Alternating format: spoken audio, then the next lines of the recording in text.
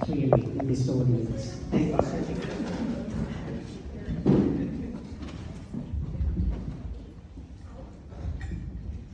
Right. Turn around and realize how many fellows are in here tonight. 30.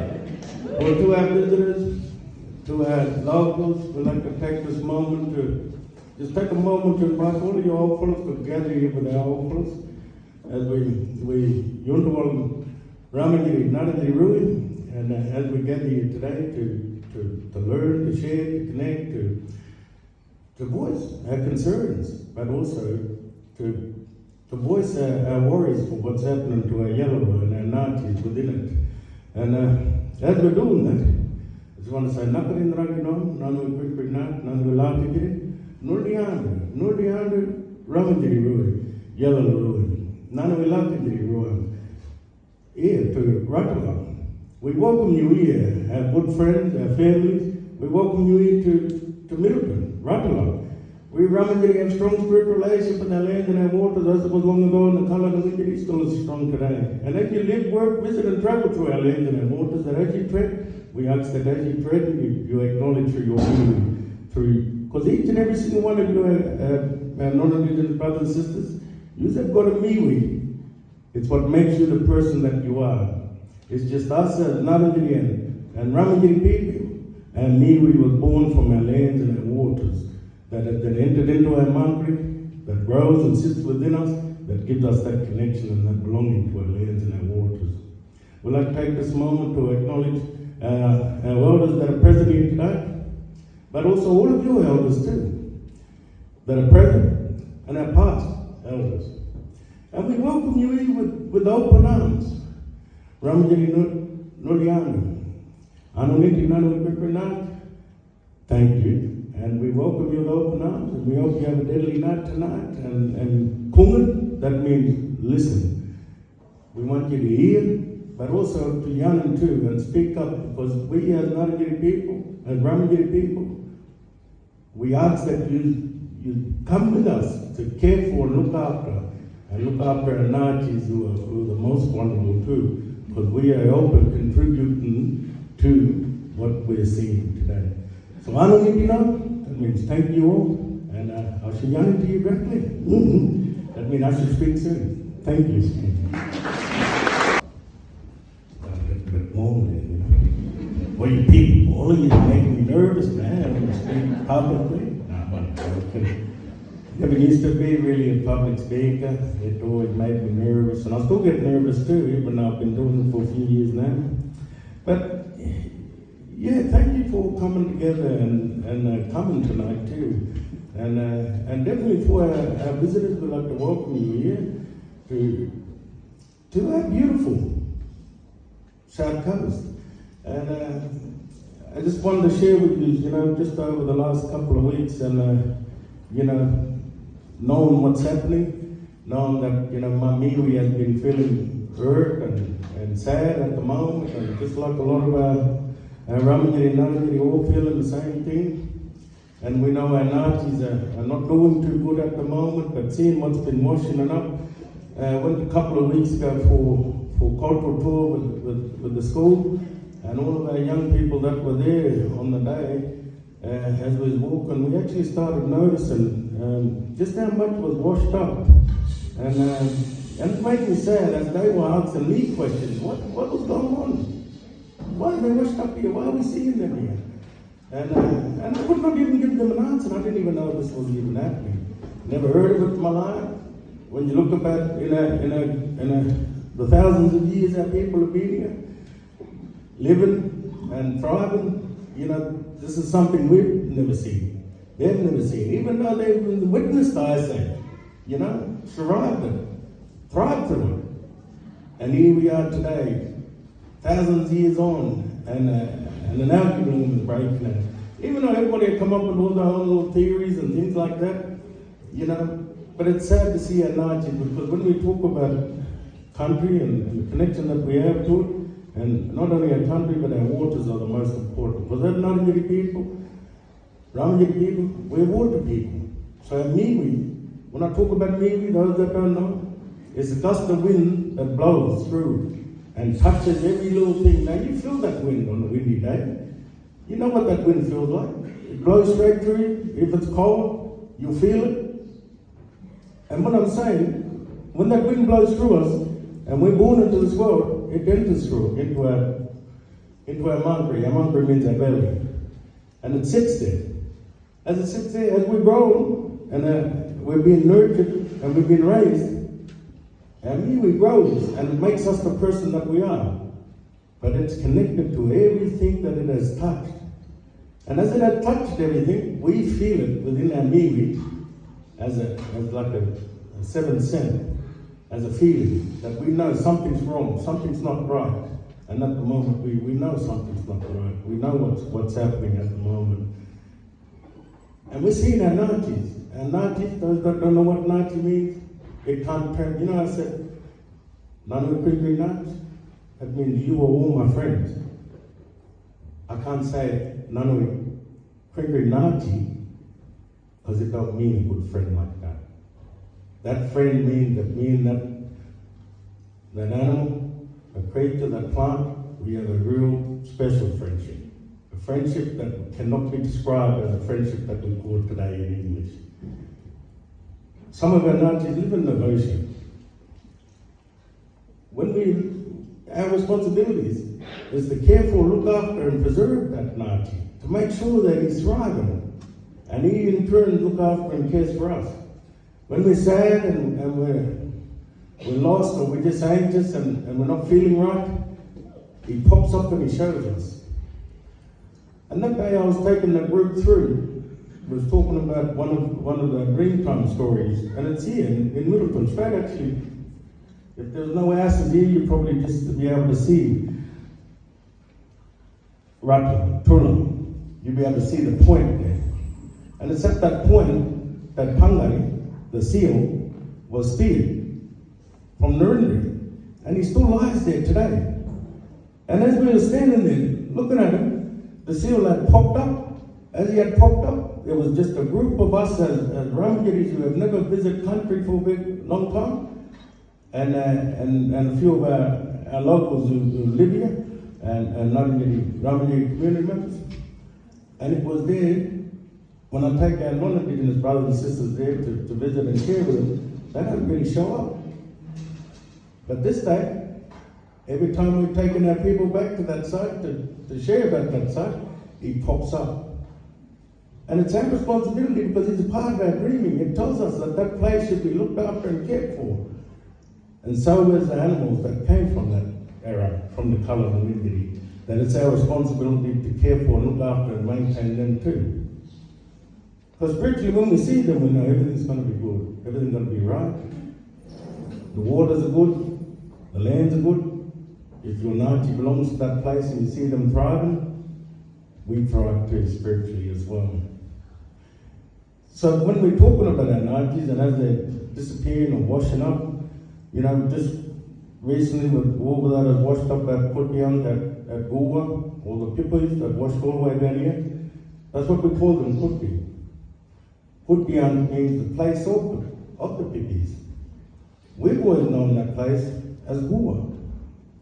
And when we seen them, I was actually in Alice Springs when I had seen the report of it, and it made me sad to see so much. I rang my nephew, I said, I hope you never went and collected them, because they got algae in them. And he reckoned he was going to go down there and do some cockle dancing on the beach there so he can gather some.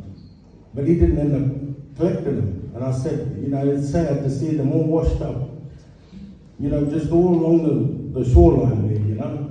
And this is something we're seeing now together. But for the 1,000 years of our forefathers have been caring for and maintaining, they've never seen something like that.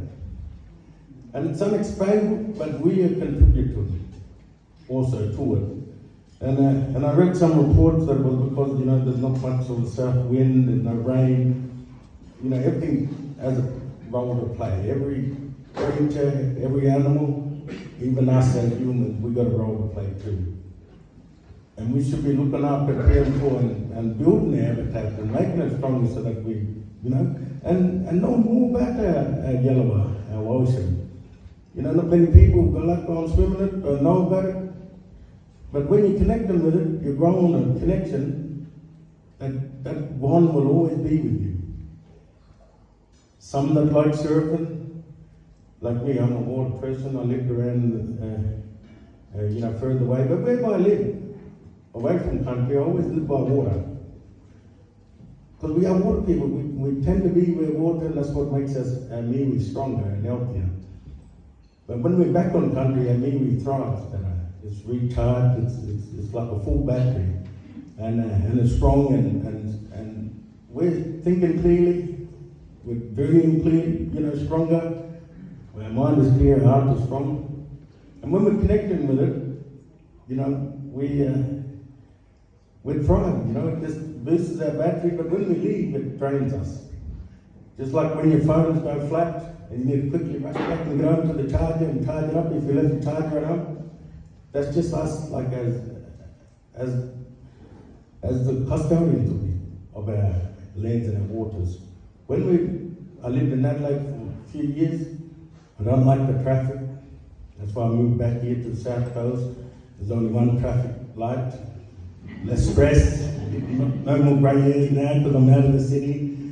And I can, I praise them people who can live amongst the traffic, But as soon as I get up to Mount Compass, I'm entering into my front gate. I'm entering into my home. My MeWe's happy, all the stress of the traffic left my shoulders, and the fresh air, I can breathe, the cloud that's following you. Connect with that community, ask them, go in there and work with them. Hear the stories of country, hear them places that they're worrying about and cheering for. Right along here, this has all got a story to it. This is where it stretches right through here. And every little town that we drive in, like Goolwa, Big Darwin, Middleton, Port Elliot, right down through to Narrabri, it's all got significance to our MeWe. Our MeWe is stronger at these places. And we ask that as you're living in these places, that your MeWe's got a connection to that place too. And we need to care for it together so that we can continue keeping that strong and healthy for our next generation to enjoy too. Knocking you next time.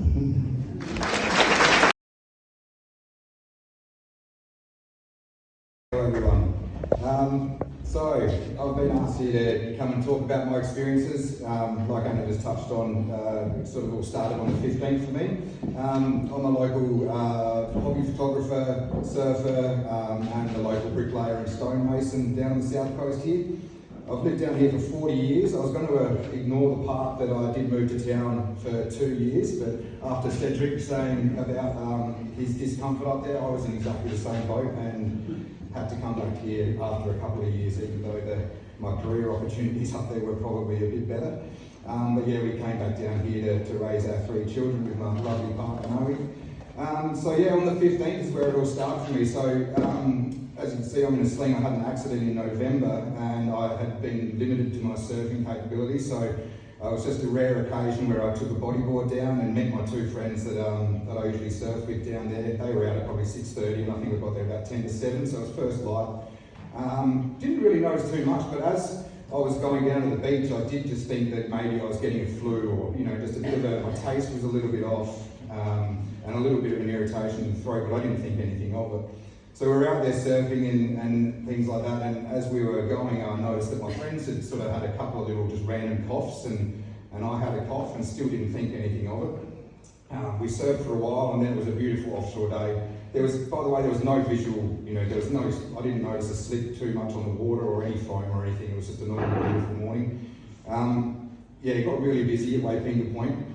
There was probably about 30 people out by 8 o'clock, so all 3 of us went in. We gathered on the beach and we walked up the steep hill there at Waits Point together.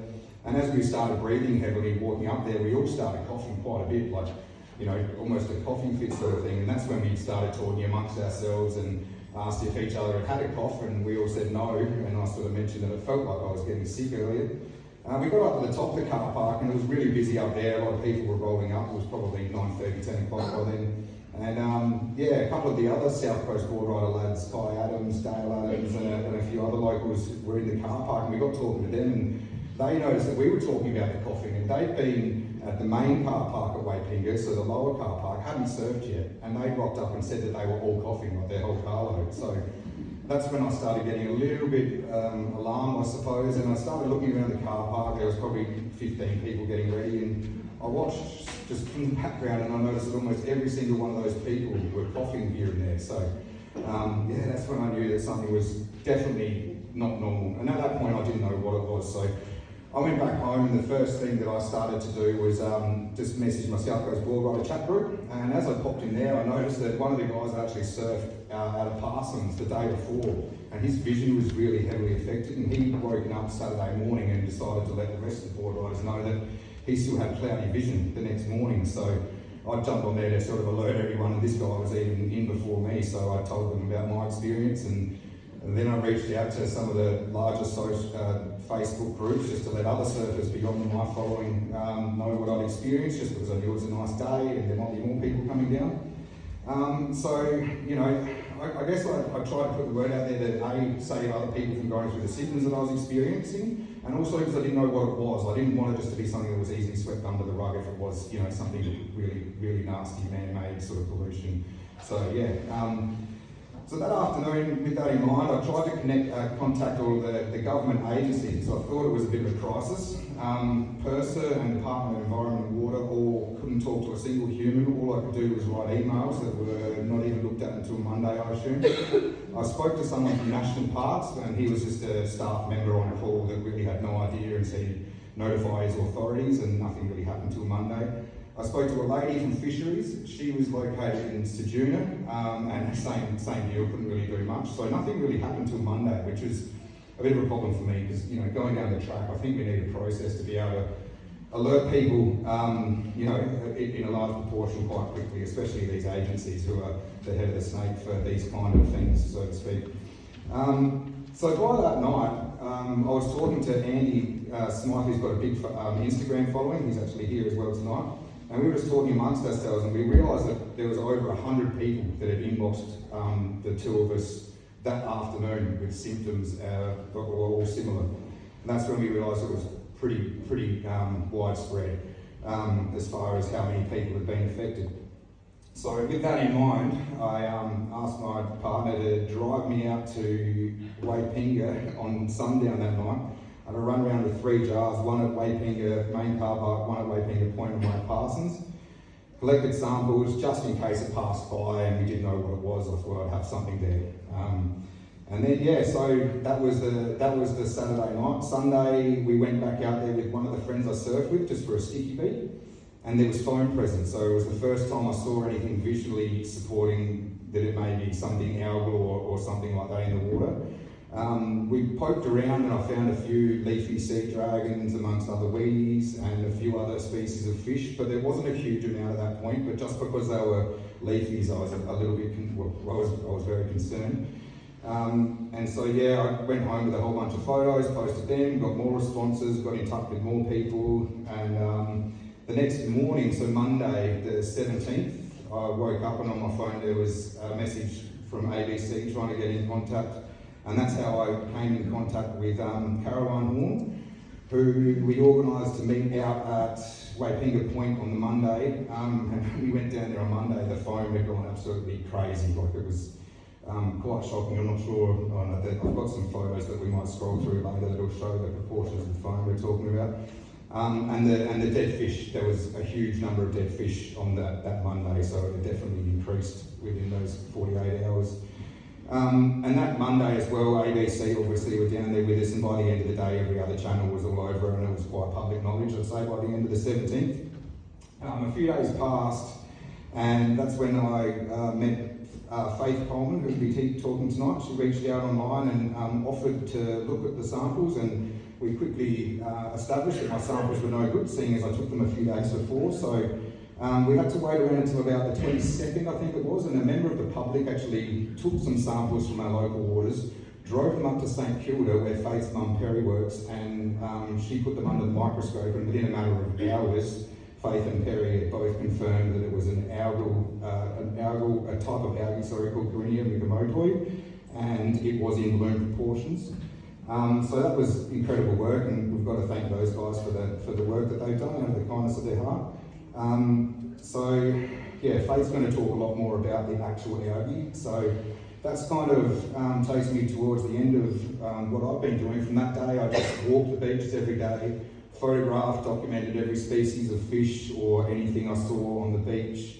Had a huge following increase on Instagram of people that were genuinely interested in what was happening. So I've just been spamming my Instagram story daily with everything I see. So if anyone's interested, it's Anthony Rowland Images on Instagram, and I'm still doing it now. There's really only foam to see. I haven't seen fish wash up for quite a while, which is absolutely awesome. But it doesn't mean it's gone and over, but hopefully we're trending in the right direction.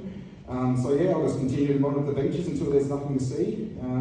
Thanks all for listening, and I hope the rest of the night goes well. Thank you.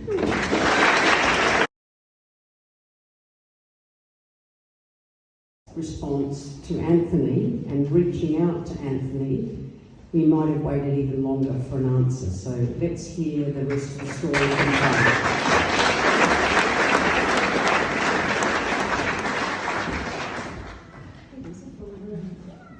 Thank you, Cedric, for welcoming us to country. It's an incredibly important thing for me. My family, my father's family, arrived in the Buffalo to South Australia, so there's a conversation about always was and always will be. Okay, so, and I'd also like to congratulate the organisers on a huge room of people. Okay, somehow we're going through them. This is one of Rol's photos. One of the most amazing things about this bloom that sets it apart from all of the other ones I've ever worked on is Anthony's photos of the bloom. I'm blown away with them. The ability that technology gives us now to know what's happening is something that in 30 years I've been doing this, I've never really had before. So it's really a lovely thing. Now, we talk about algae and people talk about, they go, oh, there's algae on the beach and there's algae here. Well, it's really important that we recognise what type of algae that we're dealing with. So there's the algae that's on the beach. You know about that stuff. And then there's all of the phytoplankton and microplankton that's actually causing the issue. And so all of these are like little tiny things. The biggest diatom that you can imagine is like 1/10 of a millimetre long. So they're really quite minute. The largest one of the plankton that occur in the water around here is something called sea sparkle, and it is 1.5 millimetres long. And at night time it glows. And so it's an amazing world. The dinoflagellates like we have here, that's what it's called, I'll go into more detail later. There's 2,500 known species, and it is doing this on me again. So let's find our way back through it. And of those, only a small handful are toxic. So there is maybe 30 or 40 species that could cause you issues. The rest of the dinoflagellates actually often are eaten. They're a food source for krill, which are then a food source for whales. There is the ones that glow in the dark. There's the ones that we think might help us cure cancer. So just because you've got a bad one here at the moment doesn't mean that all should be tamed with that brush. And then of course there's the beautiful silica-coated diatom. So if you look down the bottom, the first two photos are a dinoflagellate. You can see they're small, they're dark looking, they've got a little bit of waste to them, and they have one flagella that comes out. And they're called dino because they swim around crazily. And they move 10, 20 metres a minute if they're really steaming. Usually they just sort of wobble around in the water and on my slide, which is the best place for them. Next to them you can see some almost female-shaped diatoms. They're the little glass shields that we get in those. And then next to it is the other really common, well, it's not really an algae, it's a bacteria that photosynthesizes. Now, the most species of any group of any living thing in the world is blue-green algae or cyanobacterium. And there's the last two photos are of those. So whenever somebody gives me a sample, most of them fit in one of those three categories.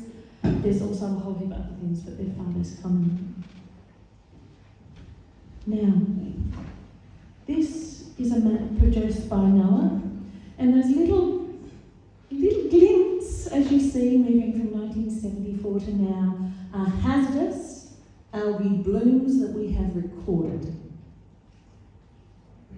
Each one of those, keeping in mind we don't see most blooms, each one of those is a place where something that causes damage to human health or human values, such as our salmon farms, has occurred. And so yes, it's a really useful thing. There is a website for it down the bottom if you ever want to look at it, but that's since 1974. It's really quite interesting. We have gone from almost none to a world that's lit up with these on that map. Partially it's because we have better technology, we know they're happening now, but partially is, and very sadly it is, that they're happening more often. This is just since 2018. These are once again recorded hazardous algae blooms, that's the HAB, since 2018. And just for Ross, because he tells me about the coughing, and I went to experience it myself because, you know, one has to live experimentally this afternoon with Rolls. We went out and had a little look because I just had to, right? So the graph down the bottom shows you how often it is that we have lung issues to do with blooms where there is aerosol stuff and it causes human health issues. So it's actually quite common. The summary of it is not common in Australia, but quite common overall. And you can see we've had quite a few blooms here since 2018, but different species. So this is the species of question. It's your Corelia mikimotoi, and yes, nobody can pronounce it. Yes. So I will mess with it, and you will mess with it, and it's perfectly fine. Some people, being South Australian, we sometimes occasionally call it Karen. And that's okay too. Okay? I have been doing this a while, so I'll often refer to it as a gymnodidium. Now, gymno means naked, which is because it doesn't have any plates. Most dinoflagellates have little things around them that make them hard. This one doesn't. It's entirely naked, and so it needs protection to stop things eating it, and that's why it's a little bit more feisty than most. Okay? But out of that genus, this is the most benign. Okay? If you were to get a gymnodidium or a Corelia bloom, this was the best species to get. So, high five, well done. Okay. They have a huge genome, and one of our biggest problems when you ask people about this species is its genome is, last time I looked, and I'm not a DNA scientist, over 1,000 times the size of a human's. So that little tiny packet has all of these genes, and more than half of them are dark. In other words, they're not active right now. So this little beautiful, gorgeous algae arrived here. It's not native to Australia. As the current research says that it originated from somewhere near Japan. And it has arrived in every single port of the world. We have had it here since the 80s that we know of, that we've been documenting it, but I am not that old and don't go back before then. So I don't know how many were here before. So it's been here quite a while. And what we know is that in each location it goes, different genes are turned on and off in response to the environment that they're in.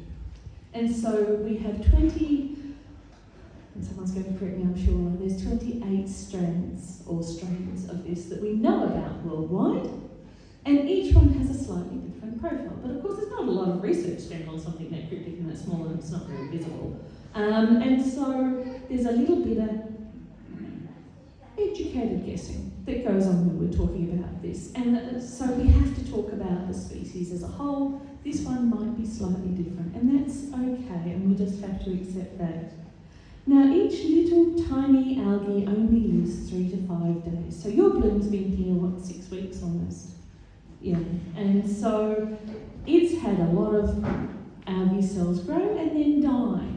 Okay? Each time you go through a generational shift, you have the opportunity that you get different species pop up, because there's thousands and thousands of species. But this species happens to have something called allopathy within it. It puts out a chemical that kills everything else around it, and it does that to stop other things growing and competing. Despite that, Rolls and I were finding lovely little bacteria on the dinoflagellates today, and I'm being told already, Okay, your counts were varied. The sample that Perry and I were given from Victor Harbour was 27,000 cells per milliliter. Speaking with the various department staff who's run me over the last few days, the counts that have been coming in have been up to 600,000 cells per milliliter, so that's almost a million. Coffin Bay in 2014 got up to 16 million cells per milliliter, so your density is not high, that's why you're not seeing it very much, but the area it covers is huge. At the moment it's around 4,500 square kilometres, or the area of KI for something easy. Now, this is a common one. Now you've got to remember, every single profession in the world has a different way of using words. The number of times I've seen an ecological phrase used in a completely different way in business, and don't even talk to me about how my accountant uses ecological phrases. So, given that, you will hear the folks from SA Health using terms like toxic and harmful, and that you'll also hear them using a term called endemic. And each one has a very different meaning in the situation that they're using it. So, when you're talking to a medical person, harmful is the knife, okay? It can harm you. It is not toxic. The poison is toxic. All right. So when you hear them say, your species is a HAP, but it's not toxic, what they're saying to you is, your species is harmful. It will harm you, and it will harm fish that you value, okay? But it is not toxic. It is not a poison that stays in your body. So it's not cyanide, it's not, radioactive. It's not something that you will consume and then you'll continue to get sick afterwards. And so that's why they say you'll get better once you take the exposure away. And in different people that will take longer or less time. If you're lucky, you wash yourself and it goes. If you're not lucky, your immune system responds to it and you get a longer response, just as you would from a cold. Cold is once again harmful. The cold virus is harmful to you. It is not toxic. Okay, so hopefully that clears that one up a little bit. Okay, what they do have in them, and it's what's causing you all the itches and the coughs, and it's also killing the fish, is something called reactive oxygen species, which is a terrible phrase, which no one actually knows what it means, so we all ignore it. But it's a really important thing not to ignore, because it is... I'm getting told that I think it's very good. The thing about reactive oxygen species is there are a very small molecule that includes oxygen that is missing a proton. So basically, if you can imagine it, what is being aerosoled is close in chemical formulation to hydrogen peroxide, just without the hydrogen. Okay? So you are breathing that in, and it is reacting with the cells of your lungs. And it is doing what peroxide and related chemicals always do, which is it cleans up and it oxidizes those cells. And so I've got a little diagram here for you that shows you a healthy cell, and then it's exposed to reducing oxygen, and it destroys some of the cell membranes and things. And this is just what happens. It damages the cells, and if the cell is older and damaged, or your immune system responds to it, or all sorts of other reasons, you may get that better or worse. So your young folk won't get it as much, and those of you who have lung issues like I do will get it worse. Now, the kicker is, and this is why you're getting your fish dying, is it has a stronger response on cells that are not used to being exposed to high amounts of oxygen. So when you're looking at the oxygen that you breathe, hopefully you're breathing more than 21% oxygen, okay, in the air that you breathe. Whereas your fish are breathing 4 milligrams per litre to 12 or 16 or 19 milligrams per litre, right? So we're talking about 1,000th of a gram in 1,000 grams. This is nowhere near 21%, okay? And we know that these reactive oxygen isotopes damage cells more the less oxygen is in the air, okay? So when your fish breathe them over their gills, it corrodes their gills, and they get an immune response to it because all of us produce these chemicals as part of our immune response.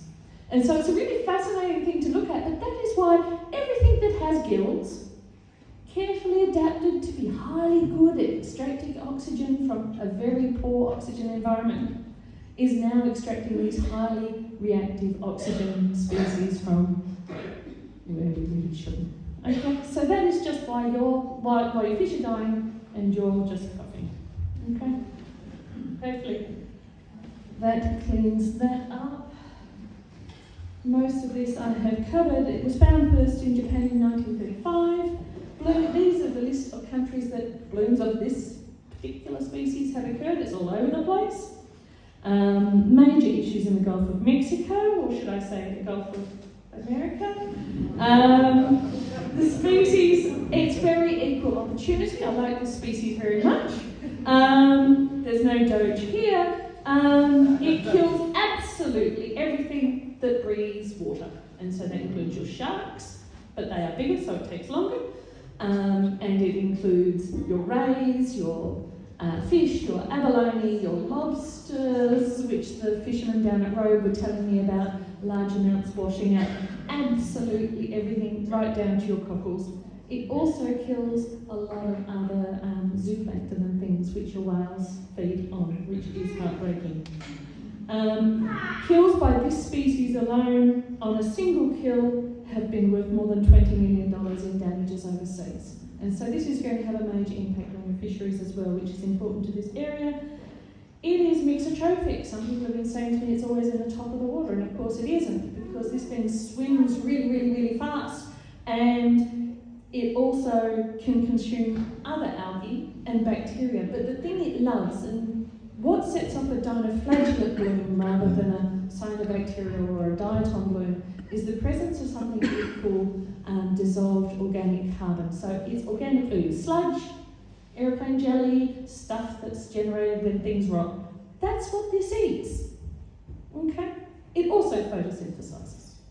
That's why we call it mixotrophic. It eats more than one thing. But because of this, it doesn't need as much bioavailable nitrogen as many of the other species require, because it can access the sludge. It can, of course, lower the oxygen in the water overnight, and it has occasionally been implicated in dolphin deaths overseas, but we think that's just from constant exposure to it. They don't breathe water, so it's sort of a bit complicated. That's a bit of a question. I mentioned earlier, this is not the only bloom, and I think that's a really important thing to remember. You are not alone. The entire state's pretty much experiencing a bloom of something at the moment. Okay, yours is the toxic one. No, not the toxic one, the hazardous one. Okay, so at the moment though, Coffin Bay, there's a photo from it yesterday there. A friend of mine was in the water taking video footage. They've had to close the fishery down, the oyster fishery, due to another different dinoflagellate that's pictured at the bottom, which if you eat the oysters from there at the moment, you'll get food poisoning. So that's another species. It's caused by similar things. I have pictures of this species hitting the Edithburgh jetty and the huge deaths that have occurred over there. Of course, Kangaroo Island has been hit. Franklin Harbour up near Cowell turned bright red. Like literally, it was a bay of blood. But by the time I managed to get someone there to check it, the bloom had passed. But we believe it was a different species, possibly, well, the jury's out, we're really lost. Something, because we couldn't get it sampled, but it was gone within 4 days. And so sometimes they come and they go. All right. And going the wrong way. Now, there's a lot of theories about salinity and heat and this species. Okay? This is your heat map. Basically, this tells you exactly what you need to know about why this is blooming here right now. The species replicates at a certain amount of speed. It doesn't produce cysts. What it does is each cell subdivides. Now, if the water is about 25 degrees and the salinity is around 30 grams a litre, the biomass, the amount of it in the water, will increase by a third every day. Okay? This is as long as there's enough nutrients. But that's what it really, really likes. It will tolerate in salinities pretty much all the way from about 22 grams per litre, which is why the coorong in the lakes, the lakes, they'll never get it. And it will tolerate up to around 36, 37, now I'm being told, grams a litre of salt, okay? But it won't tolerate desal discharge, and it also requires the water to be quite warm. It doesn't tolerate cold water, so you're really looking at that temperature range of around 18 to around 27 degrees. Now, what Rolf was using and sharing quite often was these chlorophyll maps. I have the dates on them, you can come look at them later. What you can see there is the bloom building between the end of February and now. There's a few riders on these. This is a particular app which averages the chlorophyll in the water that it can detect. It's an indicator, it's not a measurement, over a 3-day period. So it tells you what you're seeing what its satellite is seeing over a 3-day pass. There's many things that cause it to go red. So all of your seagrasses, or down to 10 metres of depth, all of your macroalgae, all of the stuff that grows on the mudflats will also trigger this. So you need to look at it with that in mind. It's only a plankton bloom if it's in deep water. If the water's more than 10 metres deep, then you're comfortable that there's that on this. The other thing is that there is at least 200,000 other species it could be. Okay, but we know here that it's pretty much all that species. Now, this is the iNaturalist maps of what has died. The interesting thing about iNaturalist is that there is around each one of these brown polygons is a current project being run about the bloom. Different groups and different researchers have set them up. You don't need to know about those projects. You just log on to iNaturalist, log it as a marine creature, and log it as dead. Okay? Then every single one of these projects will get it. Now, the ones that are triggering the projects at the moment are the red spots. They are zones. The deeper the red, the more animals found. Okay? So that's the distribution of the kills. And at the moment, it's pretty much just this species that's killing them at the moment. So that gives you a fairly good map. And this is the number of species. So far, 123 species have been logged, and there's been over 500 observations logged. I'm sure all of us could add to that a lot, and that would be much appreciated. Now, why is it occurring where it is exactly? Okay, this is a picture of a Californian frontal bloom. This bloom is caused by the river water. But I think most of you can see that if the chlorophyll is the bright green in this image, the chlorophyll is not in the river water. It is in the seawater. And the reason why is this species swims between them. It lives in that zone where things are mixing so that it can move backwards and forwards. It also moves up and down. Okay, so it's what we call a frontal bloom. It's a well-known phenomenon, and you'll see why it's a well-known phenomenon shortly. Okay, this is why Victor Harbour is known for its whales. Victor Harbour is known for its whales because it is on the continental shelf edge, and there is an upwelling. That upwelling creates a mixing zone.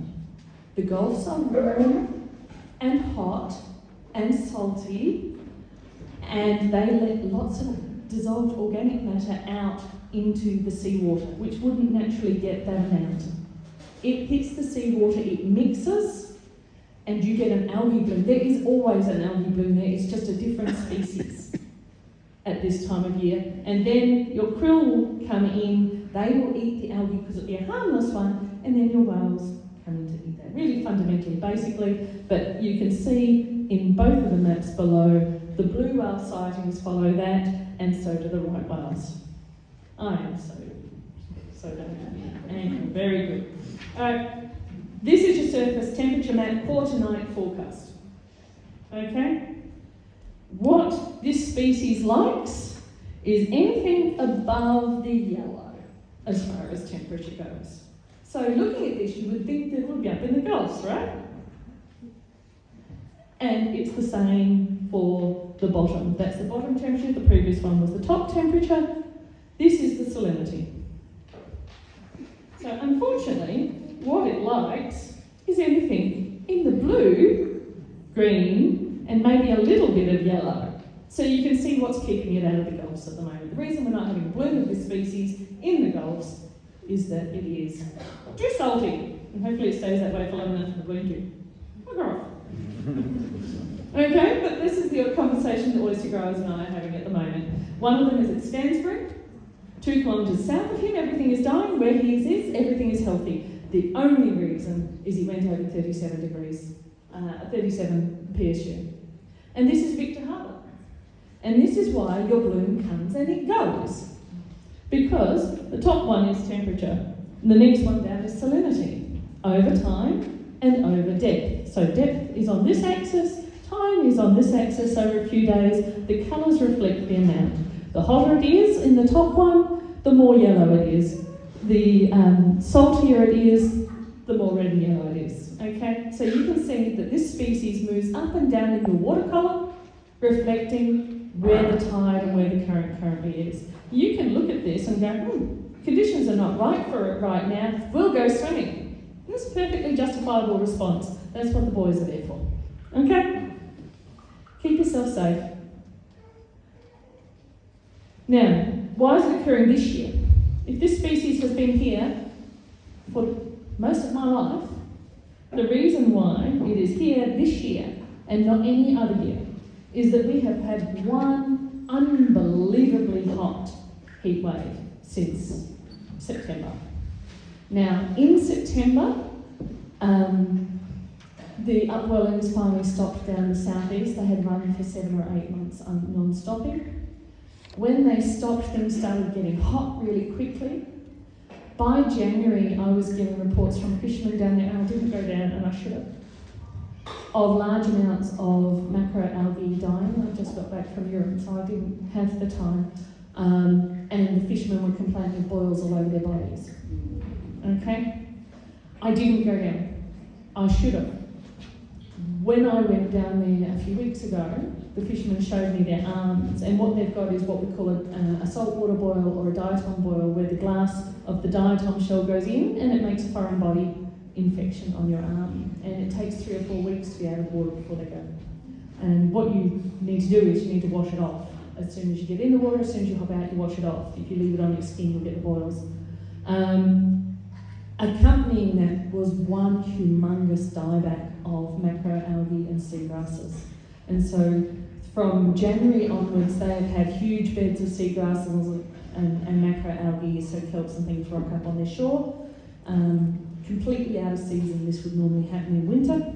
Now what we're seeing is that it is rocking up in summer and autumn, and it is rotting in an ungodly mess that is stripping oxygen out of the water. You can walk to the end of the jetties and not get away from the ooze in the water and the brown decaying bits of rotting stuff.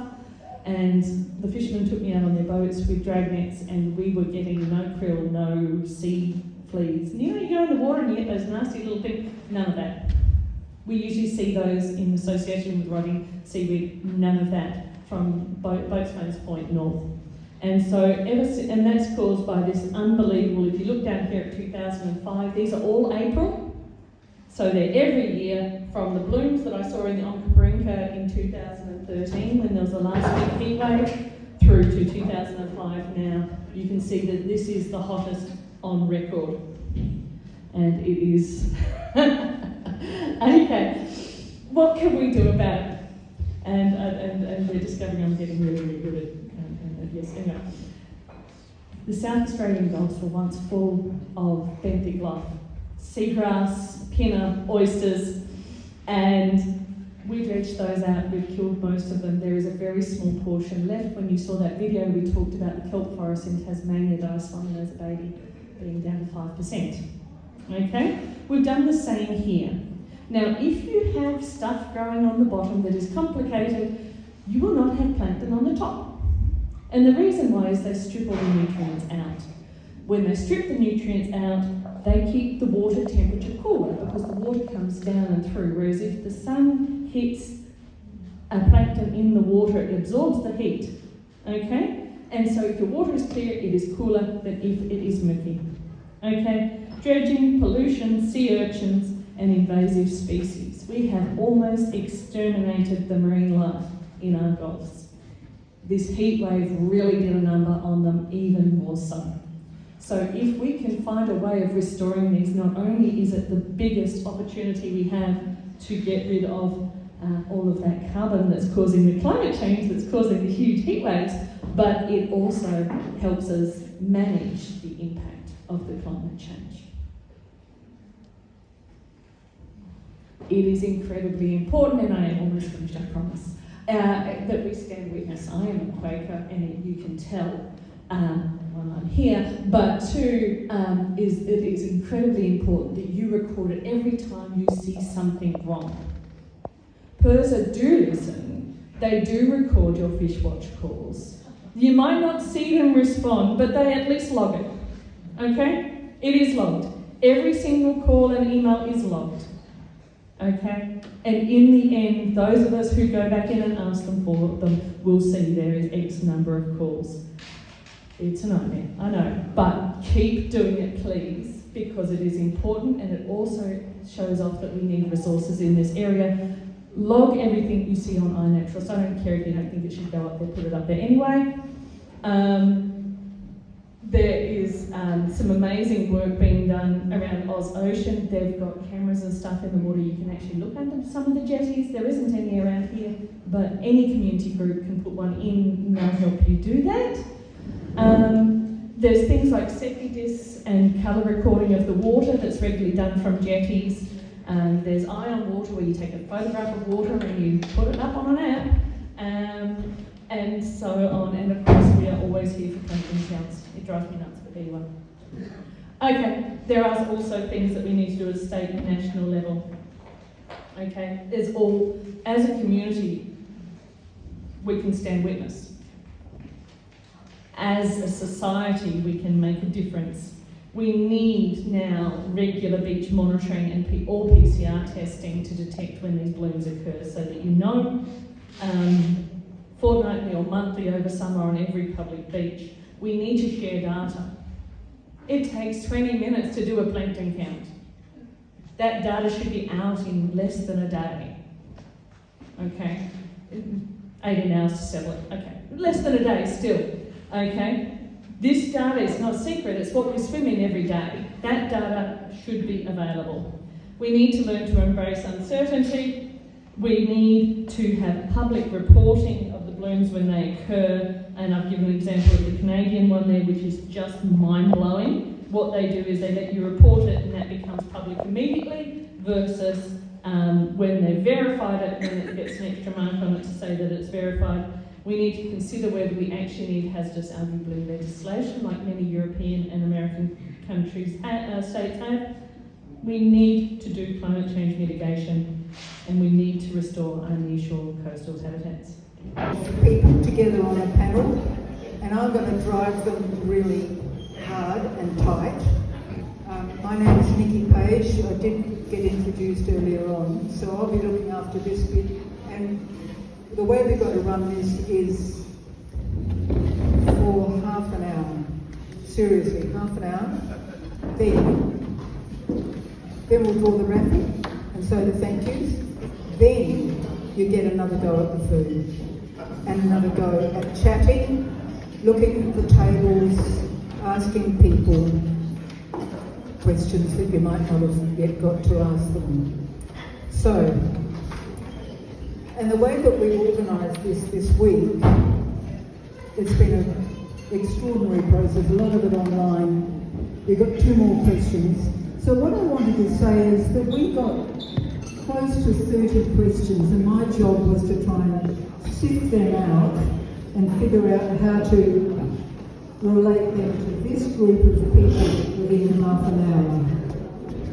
Don't mention it, I'll sleep later.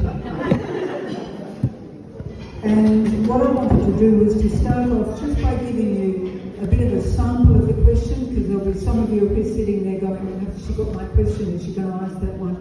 Faith kind of knocked a lot of them out of the water already, so we're not going to give her a lot of time. And Cedric, we might be tough on you as well. and Rowland. However, but I just did want to give you a little bit of a sample of the range of questions. So, people wanted to know about and the reason I'm doing this is partly so that if any of this panel can build any information about these questions into their answers, that's good. I'm going to give them a question to go with, but pay attention, guys, because you might have something useful to add. People wanted to know about the dead kangaroos found at Tunkillo. Was there any connection? They wanted to know if it was okay for their dogs to go swimming in the water. I'm not going to take that. I love this one. Will increased stormwater runoff and increased wastewater discharges into the local rivers and beaches worsen the conditions for future Carenia Mikimotoid blooms? Should we be asking councils and the state government to put a 3 to 5 year moratorium on the new and proposed housing developments in this area while the ongoing and future health of our coastal waters can be monitored and properly investigated? Speaking as somebody who lives at Ordinga, I love that question. Is there any link between aquaculture and the microalgal bloom? Any connection between the deaths in the Tasmanian salmon industry? Question about shipping movements. A couple of people wanted to know about the desal plant. I think that Faith has handled that one. And just a couple of late entries. Is there any monitoring at depth for these algae? Is dead marine life being monitored everywhere? I think we've had the answer to that one. Are local doctors keeping track of the impact of the algae on patients? Does the algae trap CO2? In other words, is it good as well as a problem? And do we have any idea how much we know it's about warming sea temperatures? Do we have any idea how important that is? And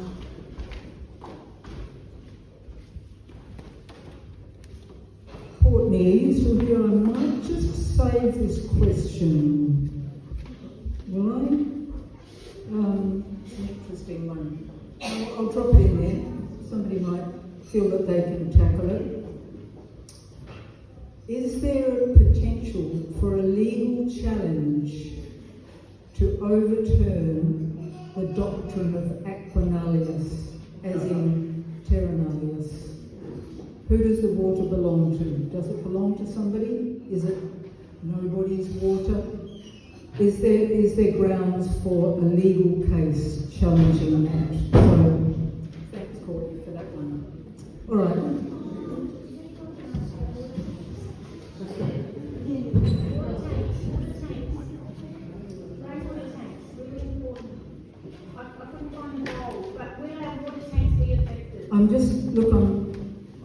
I have to say this, I just cannot take questions from the audience. We would be here till midnight.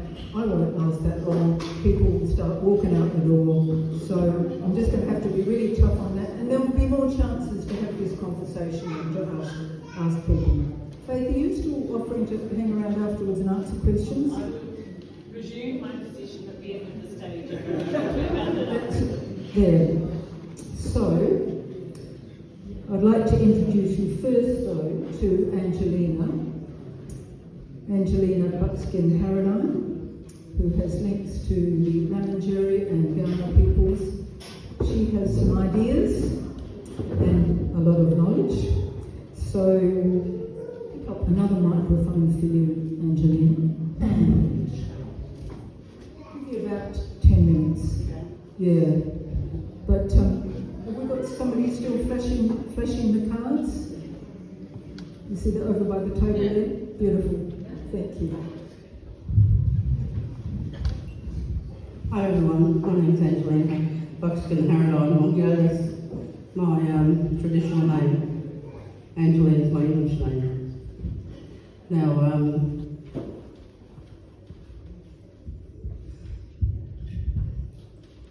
I sit up here and sometimes think, what am I doing? I don't even know what I'm going to say, I don't even know what I'm doing here. But I know I'm here because my ancestors brought me. And I'm here because of my long relationship with this country. For my people, and for the people in the present, and for the people in the future.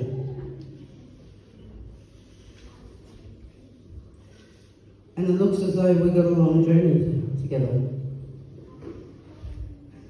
And I was asked a question about you know, the I can't really remember the question now, but one of the questions I think is, you know, what solution do we bring to the table, or what have we got? What have we got? We've got a lot. It's too much for this. Too much in the middle of this forum.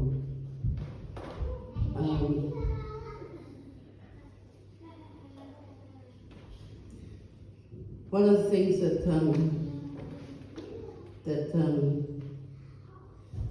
this platform allows us to do is have a say about something that we've never been involved in, and to ask the question about the solutions.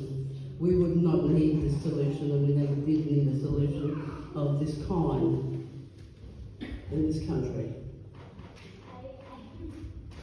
The crisis is here. So we step up and we step forward for our people, and for those who are the sea, and the people that are here now, and we walk together. So I think it's about community. And the one thing that everybody says is, what do you think, Ange? And I say, grass. And I'm not talking about marijuana. I say grass. Get as much indigenous grass into the ground as you possibly can.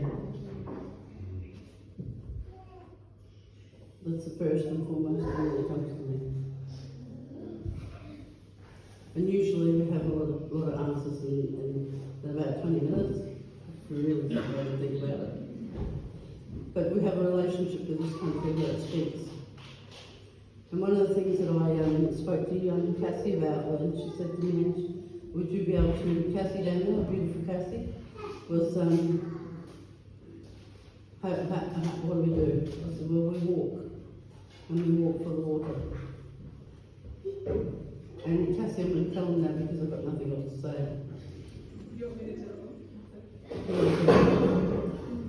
So we're going to walk for the water. And we're going to walk from here with the message stick that Cedric doesn't know he's given us.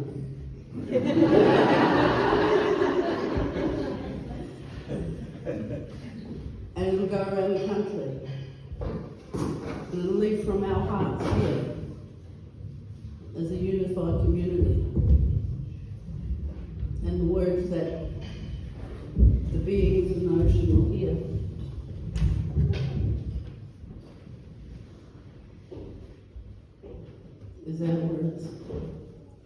song, our hearts. You see, you have to understand the song lines of the sea. You people got it by the song lines. You didn't get up one day and said, I'm going to travel across the ocean and we'll go over there and talk about Paradise and all that stuff. Over Mediano, that side of the country. There's a song line. And if those song lines aren't cleaned up,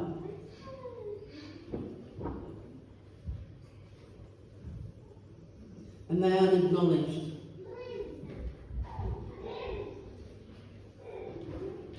you can't put a piece of paper down and say, well,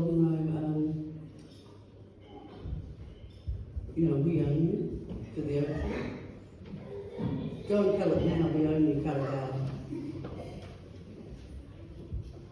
It's ridiculous. You can't separate one way from another. And that's the way you cannot separate humanity. You can't separate one vibration from another vibration.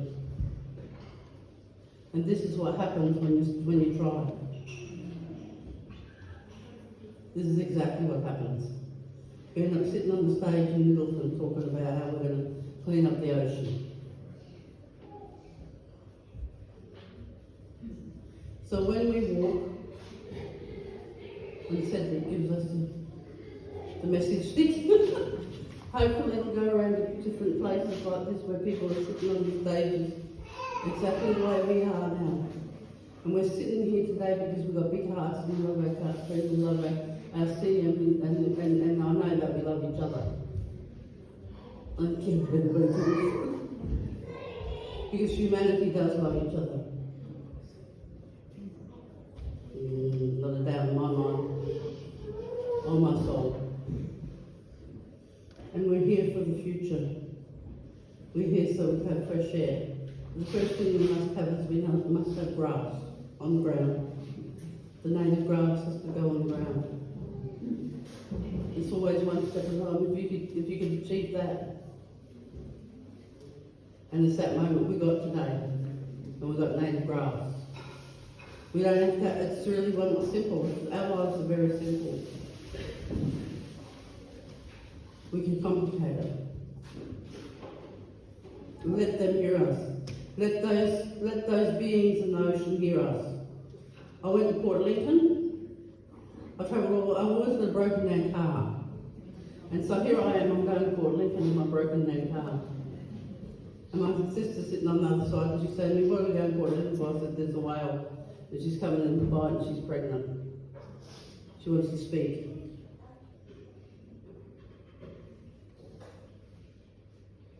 And we got to Port Lincoln, I grabbed a cup of coffee and sat down, and the journalist walked up to me, and I didn't know she was a journalist. She said, what do you think the whales are doing? I said, there's a big ship here somewhere that's got masts that go out for miles and miles and it's going to drag along the ocean. I didn't know anything about it. I said, so she's brought her baby into the ocean, into this area here. Not to entertain you people, to tell you people that she doesn't want that dragnet in the ocean. You see, because human beings make the mistake that those creatures in the ocean are there for entertainment. That everything else is there for entertainment. Well, it's not. And they're showing us now, they're not here for entertainment. And this is not playtime. And so we need to let them know. Let them hear us. I'm not standing up for the government. I'm standing up for the ocean. I'm standing up for my brothers and sisters who swim every day on that ocean. And their children. So after I finished, she came in, and I said, put that in your newspaper. Put their voice into your newspaper. Because my people have been speaking to them for over 40,000 years. When are you going to start speaking to them? Or listening to them or hearing them?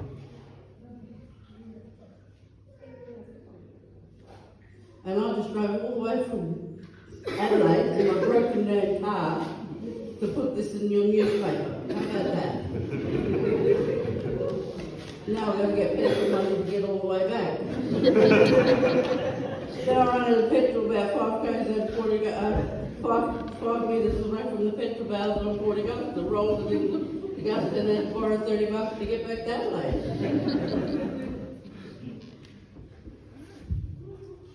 I'm not trying to prove that I haven't got anything, I'm trying to prove that I've got everything. I have everything.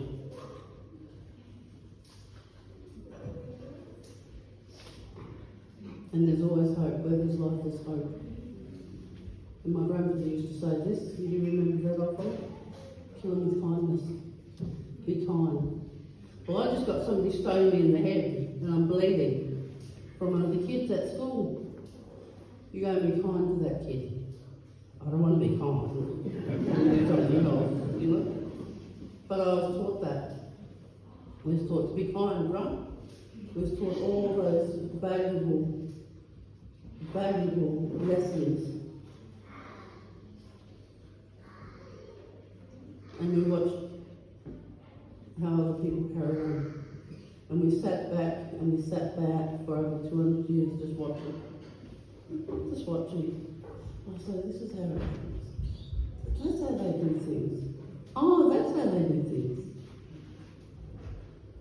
So we watched the movie.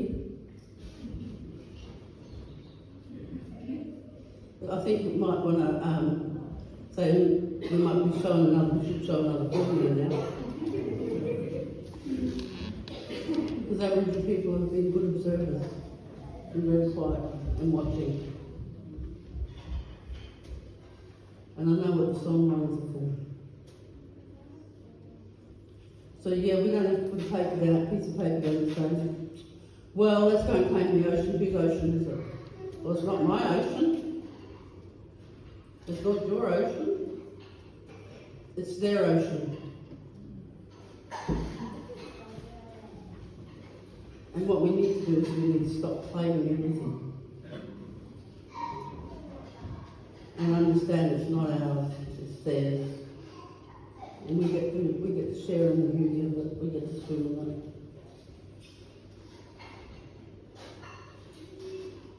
But we certainly have no right to destroy it.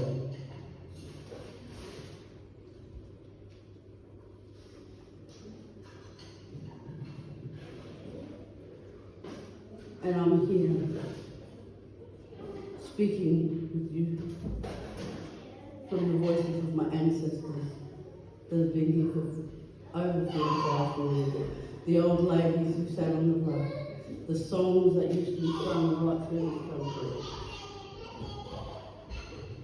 And if we don't start singing again, and we don't start dancing again, there was a big ceremony when they brought the whales in this country. The people used to come to meet them and greet them. They introduced their babies, and the women used to introduce their babies. And our men, and their men. That's how we looked at it. Their families, they've got their families and we've got ours. Have we got a cue card somewhere? I think I'll pick up on that. Yeah. Thank you so much.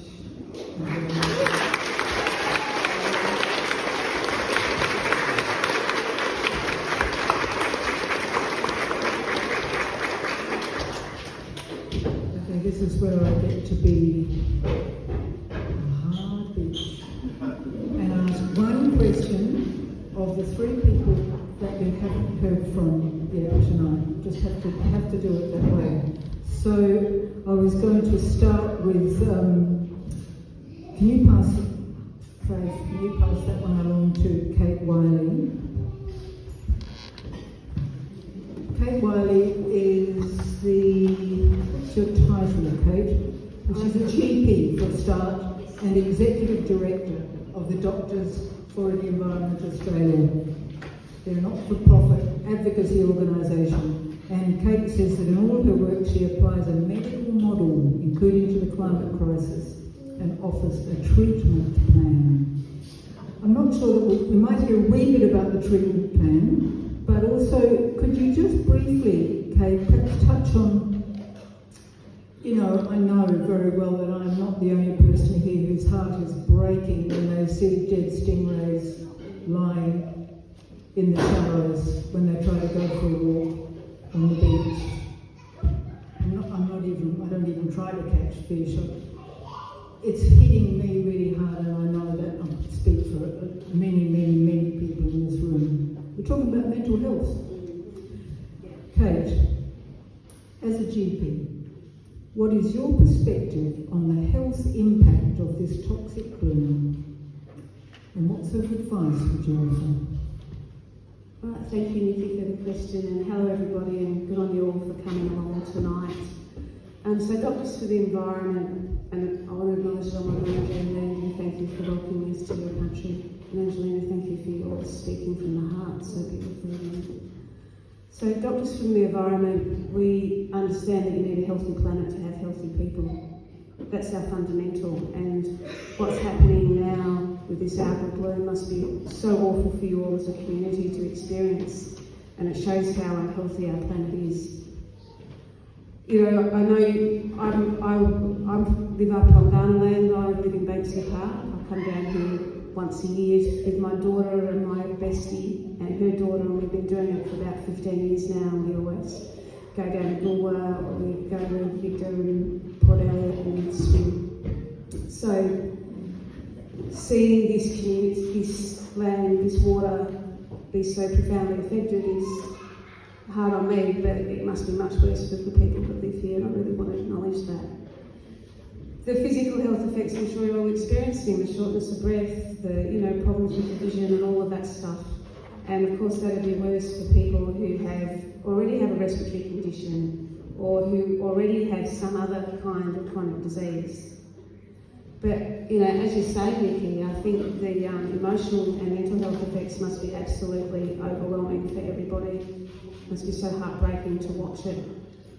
And when we look at the health impacts of climate change more broadly, one of the things that we see all the time is the mental health impacts. Climate change affects health in lots of ways. You're also in drought. And what do we see with drought? We see water shortages. What does that mean? That means, crop failure. That impacts on, on your living. That impacts on so much. When there's a heat wave, what we see in hospitals is increased heart attacks and strokes. We see more people with kidney disease. And so there's a lot of physical health impacts that come along with climate change. And what is your prescription? Sorry, I'll be quick. I'm sorry. Okay, my prescription. Yeah, fair enough. Nikki, everyone wants to go home. And you give people a microphone a little bit like that, aren't we? Okay, fundamentally, the cause of all of this is that our society, our world is dependent on fossil fuels. Coal, oil and gas are damaging our health when we extract them, when we explore for them, when we mine them, when we use them, when we burn them, when we use them to make our plastic, when they burn with all the pollution that comes off it. It's the cause of climate change and global warming. And it's back to our lack of respect for our planet, that we just think we can just keep using it and burning it through and churning it, and somehow we're going to get off scot-free, and of course we're not.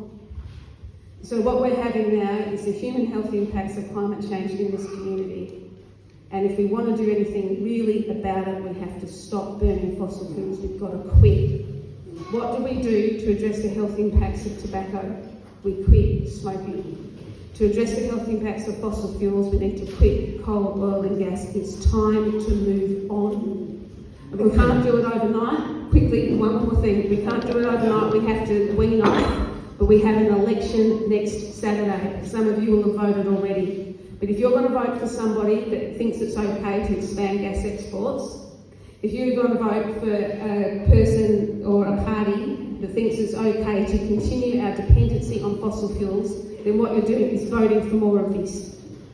So there's other people to choose from. So when you stand in that ballot, look at that list of names and vote for the people that will put the health of our planet first, the health of our community first, because what we absolutely have to do to prevent all this awfulness continuing to happen is to quit fossil fuels. That's it.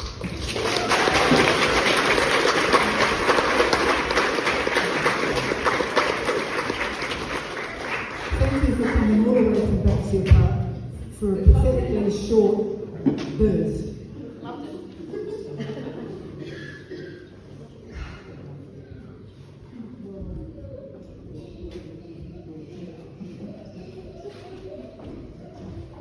Okay, personally, this is really important to me, but so is my sleep. Can I have a show of hands of people who would like to hear from everybody? What I want is, who would like to hear from everybody? Who is happy to hear just from the people who haven't spoken yet? Who wants to hang on till, let's say 9, if you're going to include food. Who wants to hang on till 9 o'clock and hear everybody? Who wants to support me?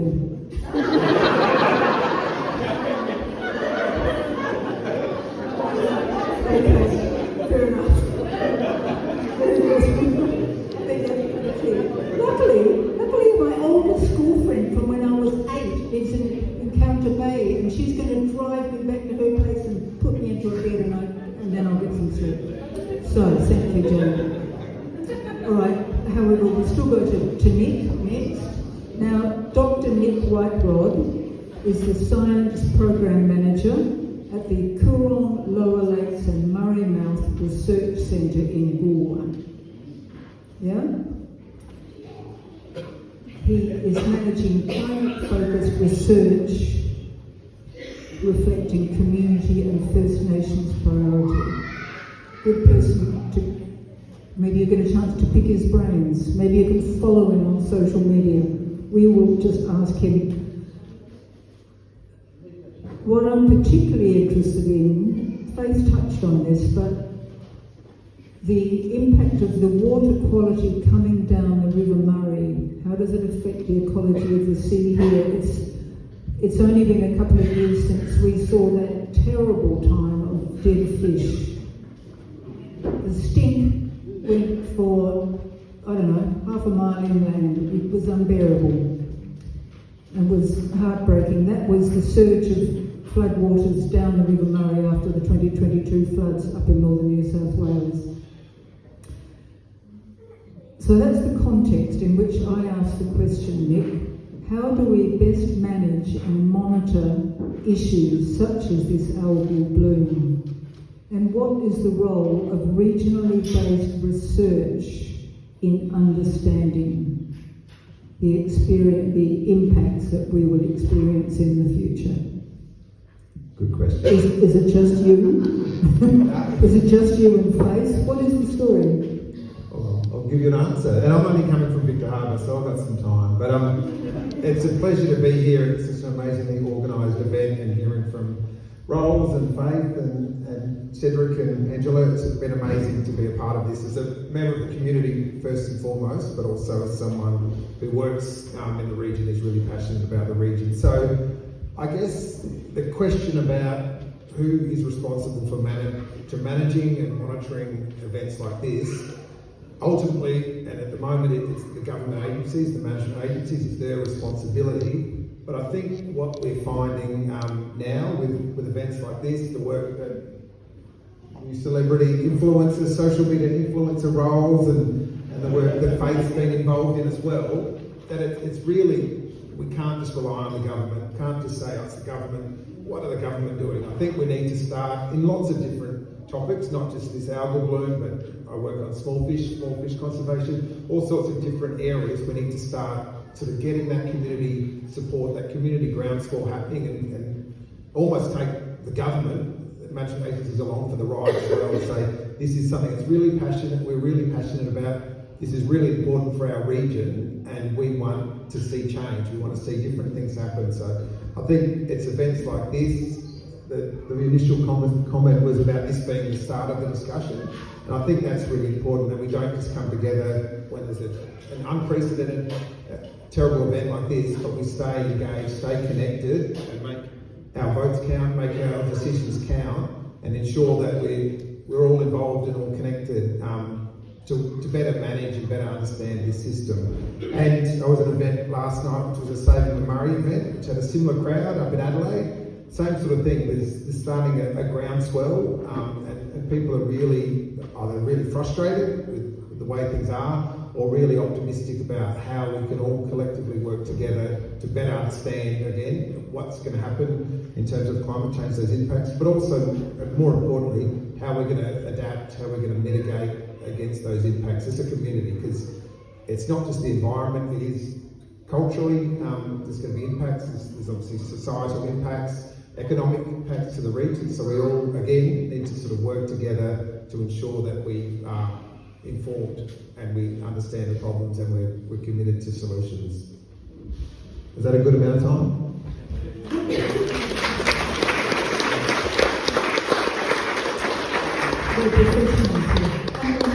going to pass it to you, Faith, just briefly, because what really stood out, what really stood out in the questions that came in was a lot of questions about sharks, about the food chain. As I said, Wendy and I saw this beautiful ray lying dead in the shallows yesterday afternoon. And for me, I've been talking about climate crisis since '88. I first made a radio program about the greenhouse effect. But all of a sudden, it's not somewhere else. It's right there under my nose, and it's a big thing to be really facing the reality of it. And a surprising number of people really care about sharks and are really interested about them. It's not just about, will they come and bite me in the shallows? It is strange behaviour. Have they been made ill? Are sick or pregnant sharks coming into the shallows because they want more oxygen? Are they hunting for more healthy fingerlings rather than diseased ones? Some community members saw footage of the shark off Aldinga Maslins, which seems sluggish, possibly unwell. Are they simply trying to recover in our cleaner waters because they've eaten contaminated species? And there's another question in there. I'm just wondering if you're the right person for it. Let's give it a go. If a large marine animal like a shark is sick or in distress, is there any protocol for intervention or medical attention in South Australia? Wow. I have to say that sharks are one of the most magnificent creatures. Anyone who hasn't gone and watched a shark in the water, and most of them don't bite you, they get little niggles, love bites. They are stunning to watch. And sadly, they have gills. And so we know the answer to a lot of that question, which is that they are sick from this. It's not a toxin, it's just destroying the gills. So, they will be sluggish because they have no oxygen. They're a large organism with large gills, and they will swim in and out of the bloom. But they don't know that the bloom is there. They can't sense it, they can't see it. It's not a really dense bloom. And so they won't know. What they will know is that there's fish in distress, and fish in distress means food, so they'll come in. Okay? And so they will be doing that. Now, hopefully they will recover, and the likely thing is that once they go out of the bloom and once the bloom passes, they will recover. They will take longer to die than their prey. So hopefully it recovers before we lose too many. There is very little protocol in place other than reporting it to Fishwatch. For a sick shark, the organisation that used to take them no longer has their facilities, so we're at a bit of a loss with some of that. So, as far as the ecological impacts, there's something called trophic cascade, and it goes both ways. One, if you take the sharks out, you get more of the species that they used to eat. And then the thing that species eats gets eaten too much.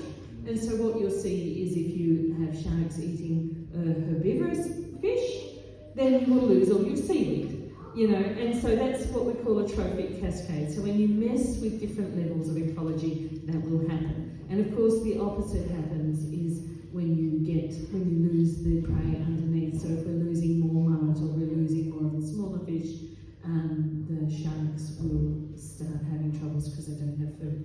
These are unknown issues, and of course your whales are, although exempt largely from the direct impacts, they will see the effects of their prey items decreasing. Thank you, Faith, and I think it was pretty clear.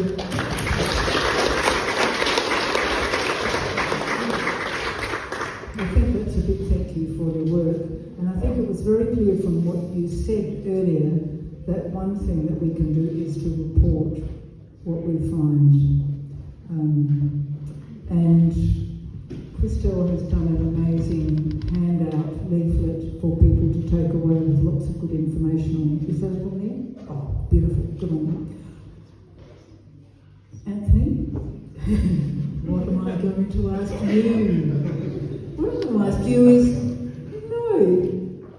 that was an incredible story that you told us of your commitment to follow through on what you were seeing and what you were finding. I'm curious, and I know you've talked about, your online presence and so on, so people can find you, but what's been the impact on you of the last 6 weeks?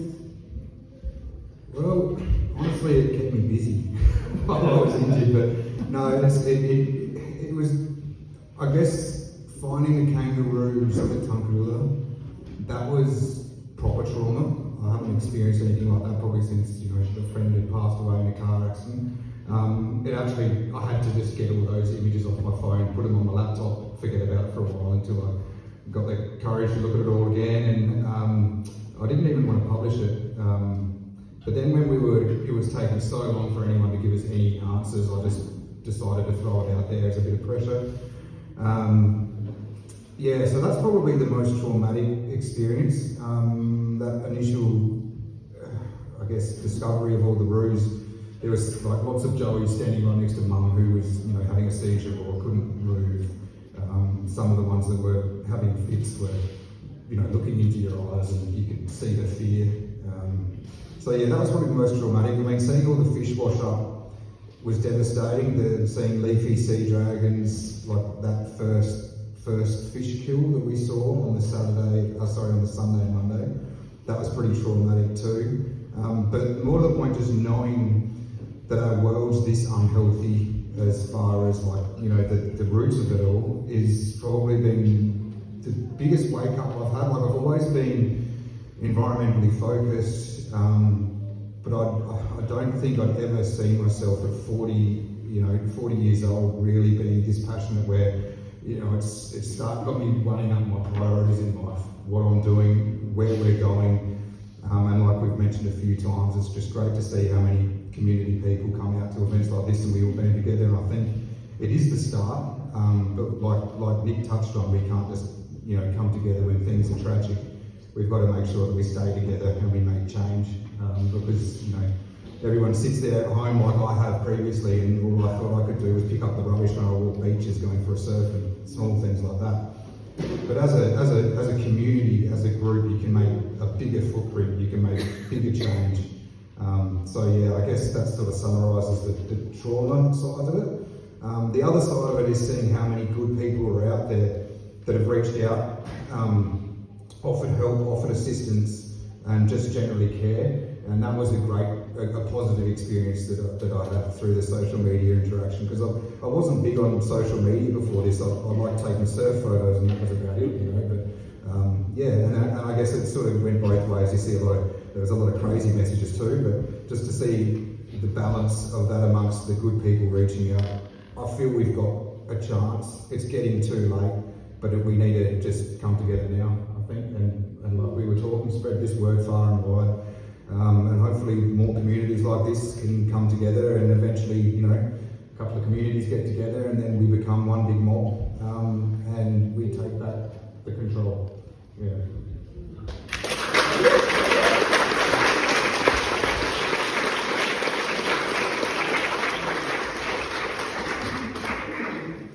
Can I just add that when I first met Rolls online on Monday, he kept on saying Monday, where this he was.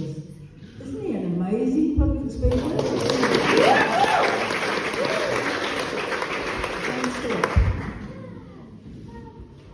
Cedric, I'm going to do an awful thing and say, can you just be brief? Yeah, good on you. It was beautiful your speech earlier on, but we'll just keep it going. And I think you've got some things you particularly wanted to tell us about that you're doing. Yeah? Thank you. They do call me a good storyteller, so I love these up until midnight if I have my way. But I just want to tell you, most people in the community don't get the opportunity to really connect with us as the traditional owners. And then we always get the question of, what would your old people be doing? But we've never seen this in our, since the colonial injury, we've never experienced anything like this here. Things happen, but not on a level like this, where people are getting sick and then our aunties are getting sick as well. So we know country is crook. Country has been crook for the last 200 and so years. For the 60,000 plus years we've been looking after it, caring for it. It becomes all of our responsibility now to look after and care for it as well. We as a community, as the people, we can't be relying on government and things like that.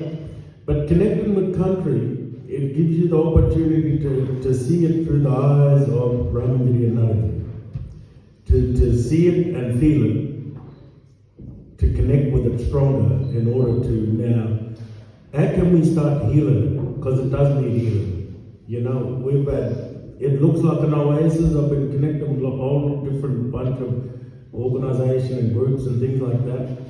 I look back on pictures of our old people when the first contemporary artists come through and started doing watercolours of our old people and seeing it's more clear now.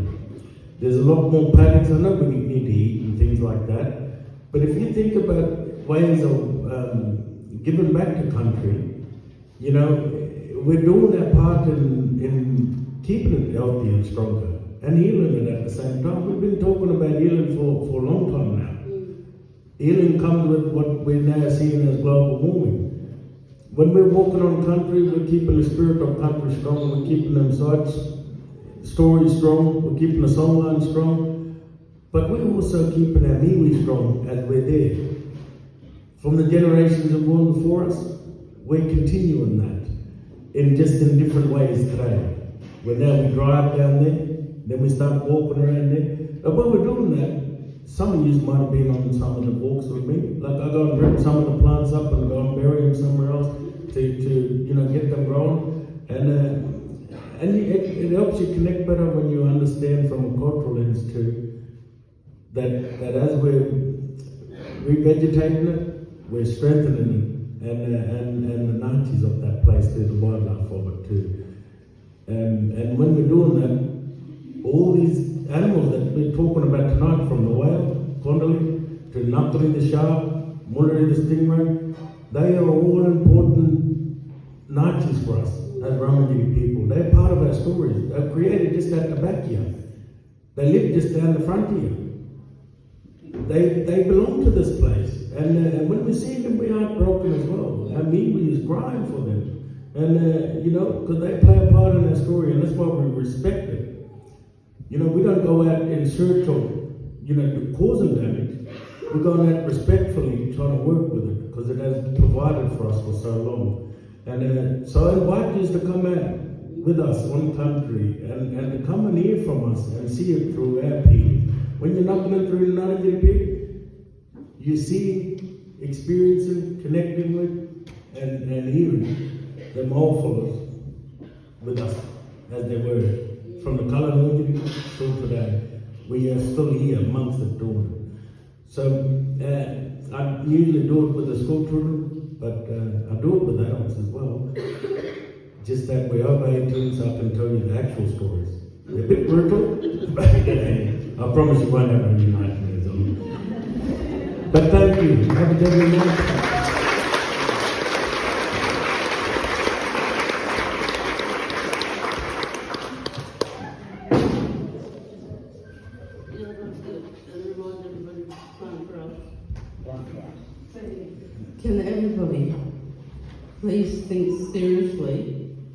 about getting grass. And we're talking about grass that changes your mind, we're talking about grass that changes your soul. So seriously think about the old grass that used to be here. It's the most important thing. We just had a big meeting about it. We talk for hours about grass or black women. So I think it's really important that, and I'll say it again, please get the traditional grasses and put them back where they belong. Because the country's screaming at them.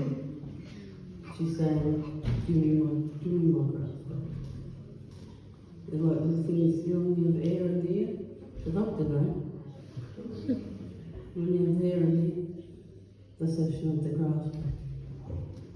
Make sure you get one of those trees. Thank you.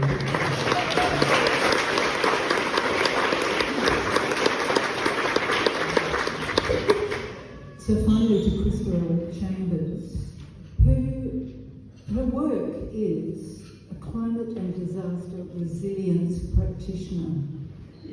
God, don't we need more of them? Cristel, what are your reflections on all of the responses to this crisis from the community, from the relevant authorities responsible for managing this marine ecosystem? That's a big one. But what I've seen from the community has been incredible. There's been so many people stepping up to alert the community about what's happening, and people recording fish deaths, people trying to get more information from different government agencies and bodies. But we see that there's a gap there, right? We can see that there's information that hasn't been coming forward. What we know is that our governments and our systems aren't prepared for climate change. The work that I do in my 9-to-5 job outside of Rising Tide is around helping communities understand climate change and prepare for, cope with and recover from disasters. And most of those disasters, 90% of those disasters, are driven by climate change. And the reason why I'm in that line of work is because there is a huge gap that exists where there are not enough services, not enough agencies, not enough support, not enough government anything to protect us from what's happening and what's going to happen more and more and more and more intensely, more extreme and more regionally. And so one of the reasons why I am involved in Rising Tide outside of my 9-to-5 job is to try and help prevent those disasters from getting worse in the first place, which is what is called climate mitigation.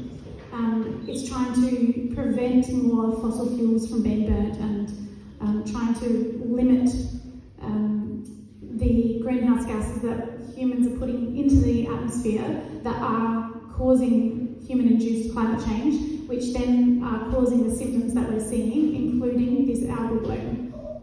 And of course, you know, extreme storms and bushfire storms and floods and all those sorts of things that we are experiencing more and more. At the moment, we're seeing communities having to rally together, plan, figure it out as we go, and continue to step up and fill those gaps. And that's tiring. I'm stuffed. Like, I was on family holiday this whole last week in Queensland, lucky me, trying to help organise this event with fellow community members who pulled this together in a couple of weeks because we were all stressed about the fact that there wasn't enough response to this, there wasn't enough information, there was all sorts of misinformation and disinformation and people freaking out. And so, you know, if we have to keep doing this kind of work more and more and more, there's going to be more of us who are just exhausted. And you may have seen my little boy running around through the crowd and stomping around and just getting in everyone's way. Apologies. Kids will be kids. But, you know, I'm trying to parent, I'm trying to work, I'm trying to do the extra bits and pieces just like everybody else up here. And I feel like at some point there's going to be a breaking point and really attack the causes of climate change, which in the largest part is the burning of fossil fuels. So that is why Rising Tide exists. That is why we have been involved in organising this event tonight. And I want to invite everybody to have a look at the actions, how can I help sheets that Nikki mentioned. There's some black and white photocopied handouts which have 12 different actions on there.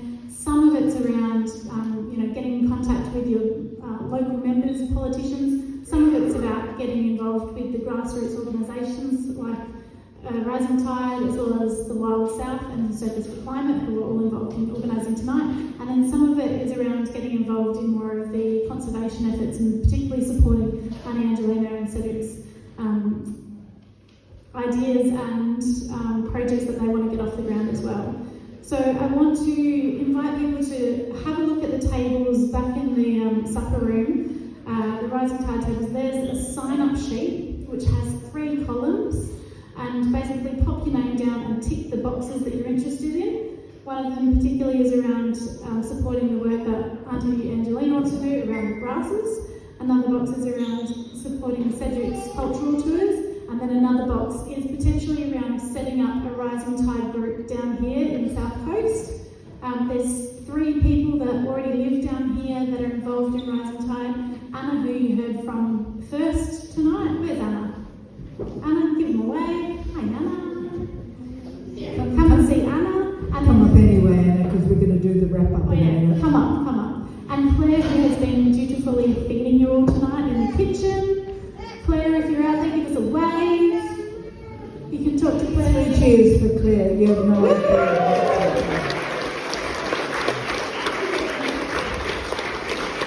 And Freya, who some of you also know who isn't here tonight, but they're the 3 that really want to kick off a group if there's enough energy and enthusiasm and commitment down here.